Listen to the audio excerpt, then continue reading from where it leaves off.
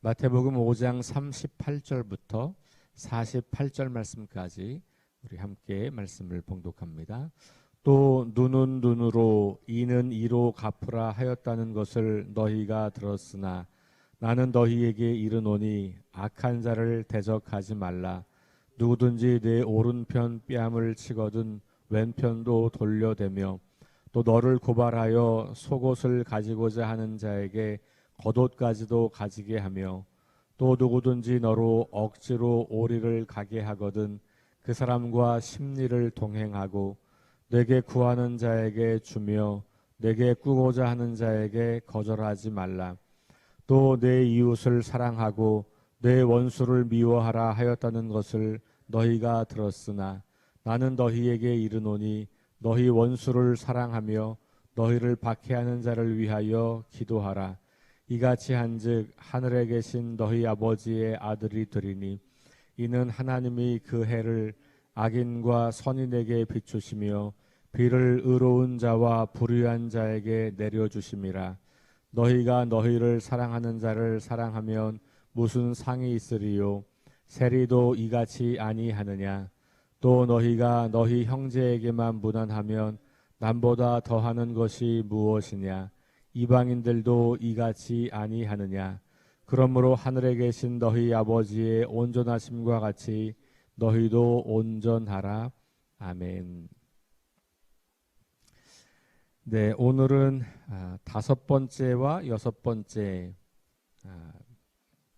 이야기이죠. 그래서 이 율법에 나와 있는 내용들 가운데 여섯 가지를 예수님께서 선택하셔서 모세의 율법은 이렇게 가르치지만 나는 이렇게 가르친다. 이렇게 이제 보충하고 재해석하는 장면입니다. 오늘 다섯 번째와 첫 번째는 좀 연결되기 때문에 제가 하나로 이렇게 보게 되었는데요. 38절부터 42절까지가 복수하지 말라는 것이고 그 다음에 43절부터 48절까지는 원수를 사랑하라는 말이에요. 그러니까 복수하지 말라는 부정적 명령이라면 뭐 하지 말아라. 원수를 사랑하라라고 하는 것은 매우 긍정적인 명령이죠. 그러니까 같은 내용을 부정 명령으로 하고 그 다음에 긍정 명령으로 했다. 이렇게 이제 보아서 함께 생각해 보려고 합니다.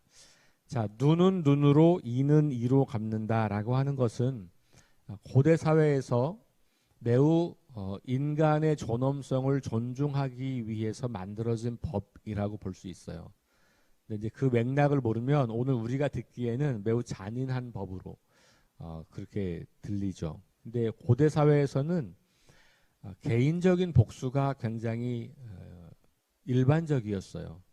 그러니까 어떤 해를 받았을 때 그걸 정당하게 법적으로 다루고 법의 판결을 받아서 그것을 손해배상하는 게 아니고 개인적인 복수가 매우 심했고 그렇기 때문에 그 개인적인 복수는 손해를 입은 만큼 하는 게 없어요. 대부분 아니 거의 모든 경우 복수는 무자비한 것이죠. 그러니까 내가 여기 나오는 것처럼 눈에 상해를 입었으면 복수도 눈만 하냐? 그렇지 않다는 거죠. 개인적인 복수의 경우에는 그냥 내 원한이 풀릴 때까지 하는 거예요. 그러니까 작은 손해에도 생명을 빼앗는 것 혹은 개인이 아니라 그 가족과 혹은 그 부족을 다 몰살시키는 복수의 행위들도 굉장히 많았죠. 고대 사회의 전쟁은 거의 복수 때문에 일어나는 전쟁이에요. 그러니까 고대 사회에서 이런 것들에 대해서 그렇게 하면 안 된다라고 법률적으로 제한을 하고 그래서 비록 상대방을 누군가를 공격해서 상해를 입힌 사람이라 할지라도 그렇게 무자비한 복수의 대상이 되는 것은 인간의 존엄성을 해하는 것이다. 그런 거죠. 그러니까 이는 이로, 눈은 눈, 뭐 이런 표현이 잔인한 복수를 허용하는 법이 아니라 오히려 고대 사회에서는 잔인한 복수를 제한해서 피해를 입은 만큼 거기에 합당한 만큼의만 복수를 하도록 제한했던 그런 자비의 법이었다는 것을 우리가 일단은 기억하는 것이 중요하고요.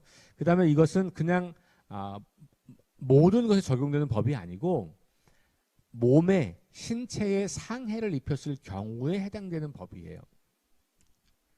다른 것과는 관련이 없다는 거예요. 그러니까 사사로운 관계에서 일어나는 어떤 뭐 언쟁이라든지 아니면 어떤 뭐 약속의 위반이라든지 뭐 혹은 다른 방식의 어떤 손해를 입히거나 다른 방식의 관계에서 나타나는 것이 아니라 몸의 신체에 혹은 재산에 어떤 상해를 입혔을 경우에 이렇게 제한이 되는 것이죠. 그런데 이제 예수님 당시에 이 법이 실제로 적용된 것 같지는 않아요.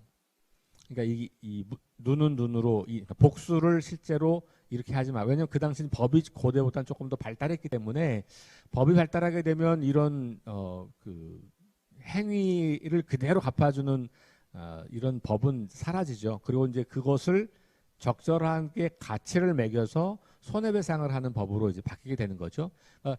레위기의 당시 고대 사회와 예수님 당시도 굉장히 많은 차이가 있는 것이죠.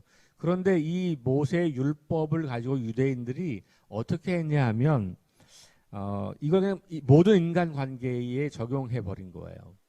실제로는 적용되지 않는 법임에도 불구하고 모세의 율법에 나와 있기 때문에 이걸 적용하는 게 맞다고 생각을 했고, 그래서 그것을 사사로운 인간 관계에서 네가 나한테 그렇게 했어? 나도 너한테 똑같이 할 거야. 이런 거죠. 우리도 지금 그런 마음을 가질 때가 있잖아요. 네가 나한테 그렇게 말했어? 그럼 나도 너한테 똑같이 말할 거야. 이제 이런 거. 네가 내 친구를 그렇게 대했어? 나도 똑같이 대할 거야. 뭐 예를 들면 이런 방식으로 우리는 개인적인 사사로운 관계에서 이런 원리를 사용하고 있는 거죠. 유대인 당시 예수님 당시 유대인들도 그렇게 했다는 거예요. 그러니까 예수님 하나님께서 모세를 통해서 그렇게 말씀하셨던 법의 핵심은 사람을 존중하고 사랑하라고 하는 거였잖아요. 인격을 모독하지 말라고 하는 거였죠. 그런데 예수님 당시에 이것을 문자적으로 이 원리를 가지고 오면서 그 사람들이 그렇게 사람을 사랑하고 존중하는 데 사용하지 않았다라고 하는 것이 예수님이 이 말씀을 가지고 하고 싶은 말씀이에요. 그러면서 39절에 보면 악한 자를 대적하지 말라. 이게 예수님께서 하시는 말씀이에요. 모세 율법에는 악한 자가 너한테 상해를 입혔을 경우에 너도 그 받은 만큼 상해를 되갚아 줘라. 이게 모세 율법이었지만 나는 너희에게 말하는데 악한 것에 대해서 악으로 갚지 말라. 예수님의 말씀은 굉장히 이 모세의 율법을 더 폭넓게 적용할 수밖에 없는, 더 어려운 거예요, 사실은. 그런데 예수님은 왜 그러냐? 하나님이 이 율법을 주셨던 의미가 뭐냐? 그 의미를 찾아가는 거죠. 마음껏 사사로운 복수를 하던 시대에 하나님께서 생명을 사랑하고 존중하라고 주신 그것이 이런 복수 동태법이었다면, 예수님 당시 예수님은 그 당시 사람들을 사랑하고 존중하려고 하면 악한 것에 대해서 악한 것으로 갚지 않아야 된다라고 말씀하는 거죠. 그 문자 자체가 중요한 게 아니라 사람을 사랑하는 방법, 상대방을 존중하는 방법, 한 인간의 이 존엄성을 지켜주는 방법으로서 악한 것에 대해서 악한 것으로 갚지 말라. 왜 그랬을까요? 그 당시 많은 사람들이 악한 것을 악하게 갚았다라고 하는 거죠. 예수님 시대에는 그랬던 거예요. 그래서 복수 혹은 어떤 악한 일을 행하는 것들이 굉장히 많았다는 것이죠. 그러니까 신체 상해가 아니었지만 다른 식의 어떤 복수들이 많이 있었던 것을 보게 되는 거죠. 아주 조금만 손해를 입어도 그것을 되갚아 주려고 했던 이런 마음들을 주님께서는 보셨던 것이죠. 예를 드는 게 세 가지예요. 첫 번째는 오른편 뺨을 치면 왼편도 돌려대라. 속옷을 가져가려고 여기 고발해서 속옷을 가져간다고 하는 거니까 뭔가 잘못한 사람이 있는 거겠죠. 그러니까 그 사람의 속옷을 어떤 뭐 손해배상으로 청구하는 거겠죠. 너무 가난하니까 이것밖에 줄 게 없는 거예요. 그럼 너 그거라도 내놔. 이렇게 되는 거죠. 그러니까 잘못한 사람을 고발해서 벌을 주려고 할 때에도 속옷을 가지고자 하는 자에게는 겉옷까지도 가지게 하라. 근데 사실은 속옷밖에 없는 사람이 겉옷이 어디 있겠어요. 이건 괜히 과장법인 거죠. 억지로 오리를 가자고 하면 심리를 동행하라. 그러니까 이와 같이 세 가지 예인데 오른편 뺨을 친다는 거는 상대방이 어떤 손을 써야지 편하게 칠 수 있어요? 왼손으로 쳐야 되죠. 손바닥으로 칠 때는 그런 거예요. 그러니까 이 말은 잘 보면 우리가 흔히 말하는 손바닥으로 사람을 때리는 게 아닌 거예요. 그러면 왼편을 때리면 오른편을 돌려도 이렇게 말을 해야 되죠. 요거는 이 당시 유대 사람들 사회에서 있었던 상대방을 모욕할 때 하는 행위가 뭐냐면 내 오른손 손등으로 왼뼘을 치는 거예요. 툭툭 치면서 모독하는 거예요. 우리식으로 말하면 손가락으로 이마 미는 거 있죠. 마치 그런 거예요. 그러니까 이건 폭력이 아니고 모욕하는 행위를 말하는 거고, 이렇게 모욕을 당할 때 다른 뼘도 돌려대라고 하는 것은 더 그 다른 모욕까지도 하라고 그냥 이렇게 허용해 주라고 하는 거죠. 그러니까 이 말은 나를 모욕할 때 그 모욕을 인내하고 참고 사랑으로 그것을 복수하지 말고 그것을 인내하라, 이런 의미예요.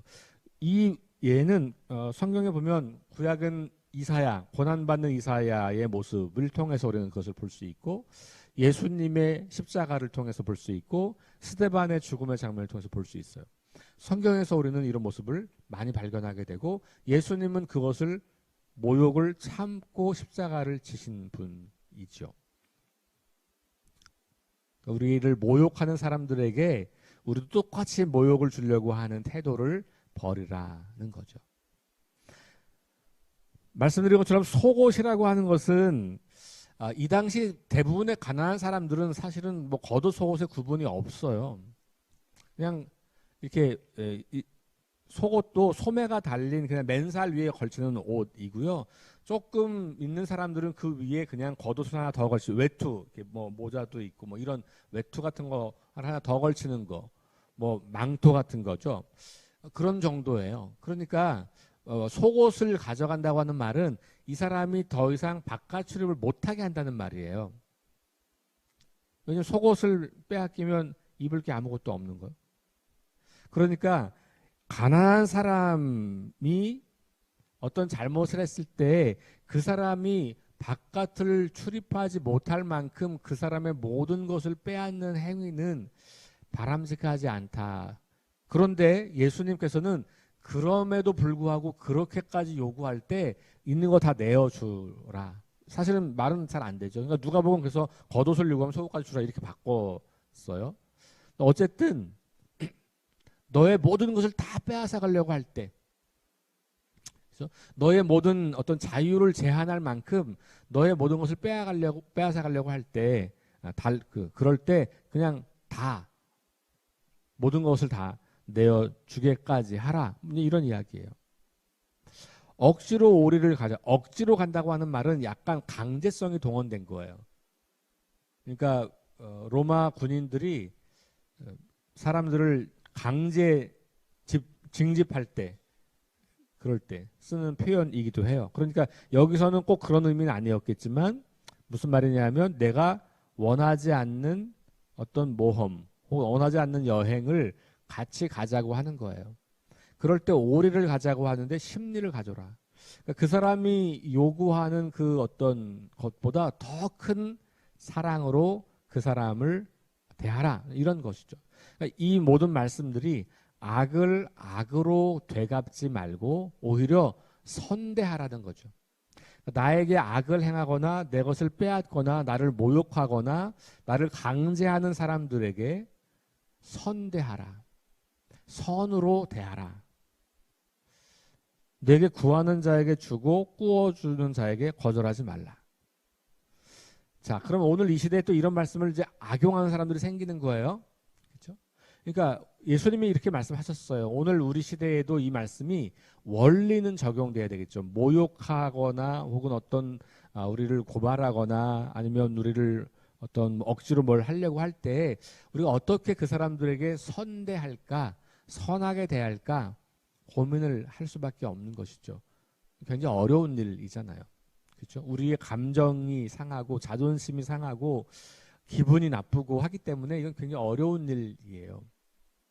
근데 예수님께서 이런 말씀을 하실 때 예수님이 표현하신 이 문자를 그대로 하는 건 오늘 이 시대와 또 다르니까 또 다르겠지만 원래 하나님께서 모세를 통해서 예수님을 통해서 우리에게 주셨던 말씀의 원리가 뭐냐? 나에게 악을 행하거나 나를 함부로 하는 사람들에 대해서도 우리가 똑같이 갚지 말고 어떻게 하면 그 사람도 우리가 사랑할 수 있을까? 이걸 고민하라는 거죠. 어떻게 뭐 사랑까지는 아니어도 선대할 수 있을까? 뭐 이렇게 고민하는 거예요. 자, 그런데 이제 그 다음에 43절에 나가면 이제 사랑하라는 얘기가 나오는 거예요. 그렇죠?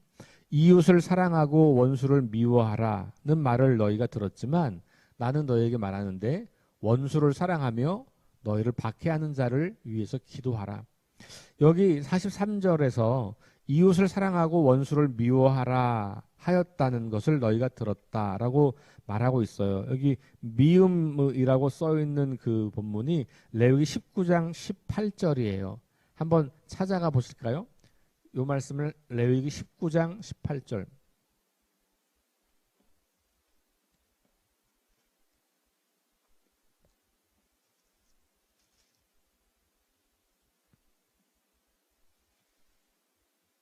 자, 한번 읽어보겠습니다. 17절부터 읽어볼게요. 시작. 너는 내 형제를 마음으로 미워하지 말며 내 이웃을 반드시 견책하라. 그러면 내가 그에 대하여 죄를 담당하지 아니하리라. 원수를 갚지 말며 동포를 원망하지 말며 내 이웃 사랑하기를 내 자신과 같이 사랑하라. 나는 여호와이니라. 뭔가 이상한 게 있을까요? 예수님 하신 말씀과 레위기 말씀이 똑같지 않아요. 예수님이 살짝 이 말씀을 뭐라 그럴까요? 약간 좀 다르게 보셨어요. 여기 원수를 갚지 말라라고 레위기는 돼 있는데 예수님은 뭐라 그랬어요? 뭐라고 써 있다고 말해요? 원수를 미워하라. 예수님이 이 말씀이 아니고 예수님이 구약을 인용한 거거든요. 그러니까 지금 이 레위기 이 말씀을 인용하면서 그대로 인용하지 않고 예수님이 살짝 바꿔서 인용하셨죠. 사실 예수님이나 바울은 구약 성경을 인용할 때 그대로 인용하는 경우들도 있지만 살짝 이렇게 바꾸거나 아니면 몇 개의 본문을 섞거나 이런 경우들 되게 많아요. 근데 오늘 이 본문은 예수님이 굉장히 의도성을 가지고 이것을 인용하신 거예요. 왜냐하면 이스라엘 백성 당시 예수님 당시 유대인들이 이 본문을 실제로 예수님이 말씀하신 것처럼 이웃을 사랑하고 원수를 미워하라라고 받아들였던 거예요. 그 당시 사람들이.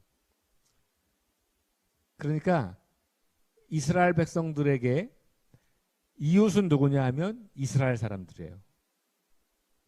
원수는 누구냐 하면 이방 사람들인 거예요.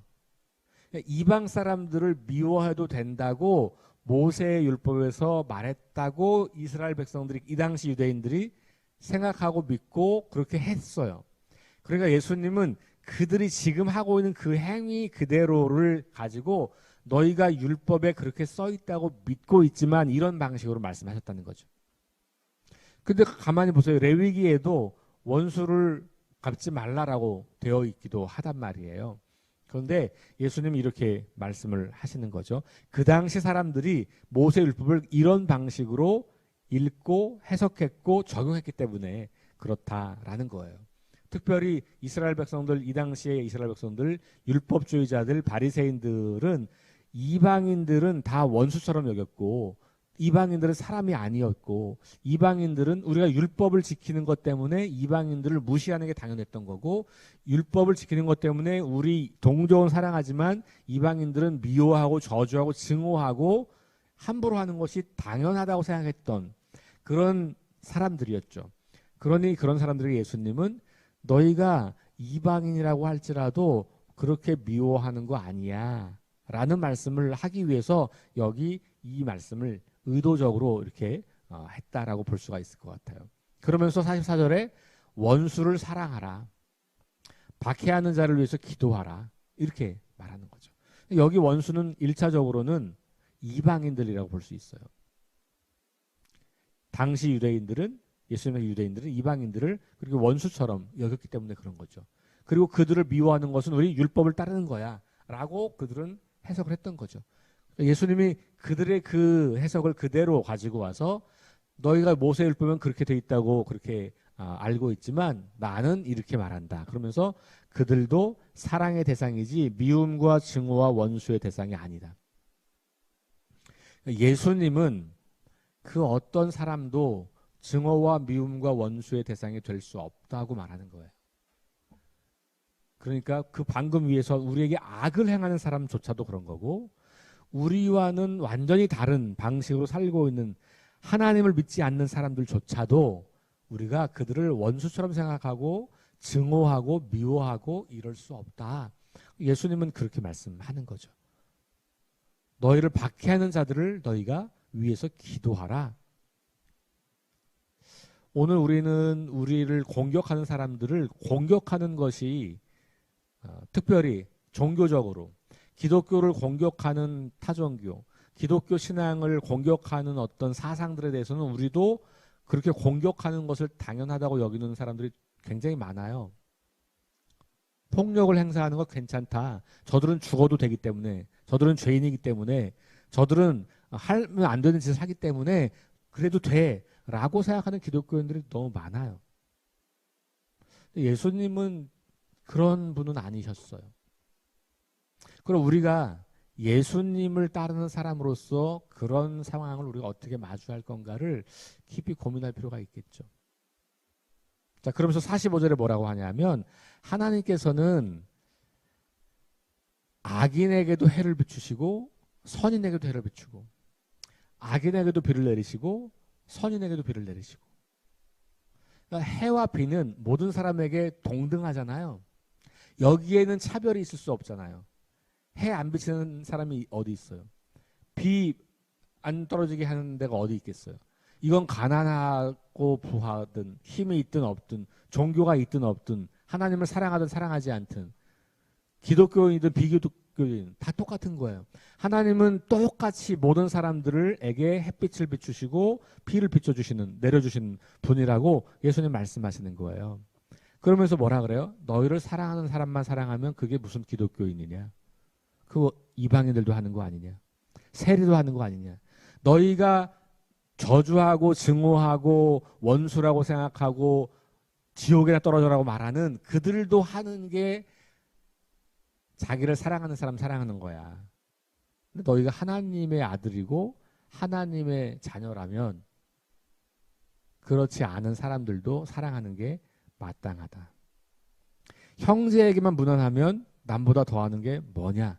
이방인들도 이렇게 한다. 여기 이방인이 왜 나오겠어요? 그 앞에 나와 있는 원수 이게 다 이방인을 향해서 하는 말이기 때문에 그런 거죠. 그러니까 예수님 당시에 유대인 하나님을 알고 있다고 하나님을 믿고 있다고 하는 유대인들이 했던 방식은 하나님을 아는 사람들끼리만 사랑하는 거예요.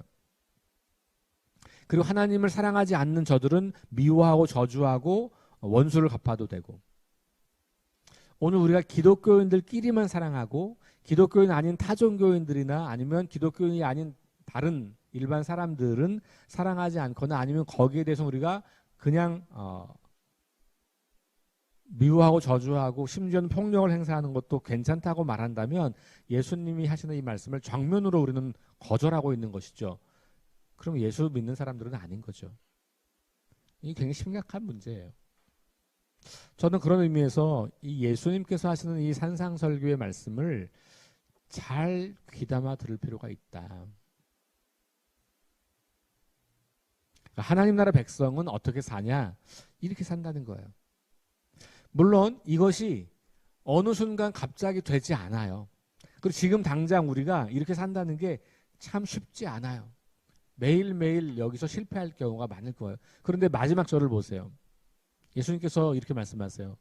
하늘에 계신 너희 아버지의 온전하심과 같이 너희도 온전하라 라고 말씀하시는 것은 이 온전함은 계속해서 훈련하고 연습하는 과정을 통해서 우리는 거기에 도달하게 되는 거예요. 한 번 했는데 안 된다고 포기하면 절대 될 수 없는 일이죠. 그러니까 우리의 영적 성장은 한두 번의 노력으로 이루어지는 게 아닌 것을 아는 거죠. 그러니까 예수님께서 우리에게 기준을 주신 것은 하나님의 온전하심에 이르도록 너희가 가는 거야. 이런 말이죠. 그러니까 바울은 그래서 이 하나님의 온전하심이라고 하는 표현 대신 그리스도를 닮아가라, 성장하라 이런 표현으로 하는 거잖아요.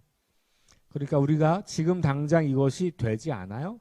그렇지만 이것을 마음으로 기억하고 내가 하나님의 자녀인 것을 고백하면서 어떻게 이런 상황에서 내가 옛날 방식으로 하지 않고 다른 사람들 하는 방식으로 하지 않고 하나님 믿는 자녀답게 이 사람들을 어떻게 사랑할 수 있을까? 이것을 계속해서 고민하고 질문하면서 한 번씩 한 번씩 연습을 해보는 것이죠. 그 연습하는 과정을 통해서 우리는 완전히 향해서 나아가는 것이고 하나님은 우리가 하나님과 똑같은 상태가 될 때를 기다린다는 것보다는 그렇게 하나님을 목표로 하나님의 완전심을 목표로 하루하루 그렇게 살아가는 우리의 삶의 노력을 보시고 기뻐하실 거다라는 믿음을 갖게 돼요. 저와 여러분들의 연약함과 깨어짐과 부족함과 실패를 아시는 주님께서 그냥 대충 그렇게 살다가 와 이렇게 말씀하지 않으시고 내가 너를 사랑했으니 내가 너를 원수처럼 대하지 않고 내가 너를 사랑했으니 나를 희생하여 너를 사랑했으니 너도 그렇게 살면서 노력해봐. 그러다 보면 하나님의 완전하심에 이르게 될 거야. 잘 안 될 거 알아. 어려운 거 알아. 힘든 거 알아. 근데 그런다고 난 이건 못해요 라고는 하지 마. 내가 그렇게 했지 않니? 내가 그런 사람을 보여주었지 않니? 그러면 너도 조금씩 조금씩 그런 것을 해볼 수 있어야 될 거야. 이런 말씀으로 저는 그래서 이런 명령을 들을 때 명령이라고 생각하지 않고 예수님의 따뜻한 조언이라고 받아들일 때가 있어요. 왜냐하면 내가 하나님 앞에 원수였는데 하나님은 나를 그냥 사랑하신 거거든요. 그러니까 그 사랑과 은혜를 생각하면 그 사랑으로 나를 부르시는 거죠. 그 사랑, 감히 그런 사랑을 흉내낼 수도 없는 그런 망가진 나를 그런 사랑을 흉내내라고 부르시는. 그래서 그렇게 아무것도 아니고 정말 멸망할 수밖에 없는 그런 인생을 하나님의 자녀다운 거룩한 인생으로 바꾸어 주신 그 하나님의 은혜를 생각하면 이건 그냥 무자비한 명령이나 강제 명령이라기보다는 굉장히 따뜻한 사랑의 초대다라고 저는 믿어요. 오늘 이 말씀 우리가 참 많은 고민이 되는 말씀이지만 이 말씀 앞에서 그 하나님의 사랑을 다시 기억하며 그 하나님의 온전하심을 향해 하루하루 걸어가는 삶을 결단하시고 그렇게 연습하고 훈련하고 또 그런 걸 함께 공유하고 나누면서 함께 성장해 나가는 우리 석교교회가 될 수 있기를 주의 이름으로 축원합니다. 기도하겠습니다. 하나님, 오늘 이 아침에 참 어려운 말씀을 대합니다. 마음이 무겁기도 하고 마음이 답답해지기도 합니다. 우리 보고 어떻게 이런 삶을 살라고 하시는가? 문자적으로 생각해 보면 이것이 참 어렵다고 느낄 때가 많지만 그러나 하나님의 사랑과 은혜를 기억해 볼 때 그리고 나에게 그런 사랑을 베푸신 예수 그리스도 그리고 믿음의 선배들을 생각해 볼 때 이것이 참 어려운 일은 분명하지만 포기할 일은 아니라는 것을 다시 기억합니다. 우리처럼 완전히 깨어져 망가져 구제불능이었던 우리들을 거룩한 존재로 부르시고 그 거룩한 존재답게 살도록 이끄신 하나님의 은혜를 기억하며 우리가 조금이라도 그 거룩함을 흉내내며 조금이라도 그 하나님의 온전하심을 흉내내며 하루하루 살아갈 수 있도록 우리를 도와 주옵소서. 악을 행하는 자에게 악으로 갚지 않고 원수까지도 사랑할 수 있는 그 성숙한 믿음을 향하여 오늘도 한 걸음 한 걸음 발걸음을 떼겠습니다. 각자가 할 수 있는 것만큼 결단하고 작은 한 걸음을 내딛는 그런 우리 속교 공동체가 될 수 있도록 도와주옵소서. 예수님 이름으로 기도합니다. 아멘. 우리 함께 합심해서 기도합니다. 성령의 능력으로 하나님 나라를 증언하고 살아내게 하소서. 하나님 말씀이 기준이 되게 하소서. 질병과 연약함으로 고통당하는 사람들을 치유하여 주소서. 전쟁과 자연재해와 가난과 억압으로 고통당하는 지구촌 이웃들에게 은혜를 베푸소서. 다음 세대에게 하나님 나라 복음을 전수하게 하소서. 오늘 주신 말씀처럼 악을 악으로 갚지 않고 원수를 사랑하게 하소서. 함께 합심해서 기도합니다. 주님 은혜를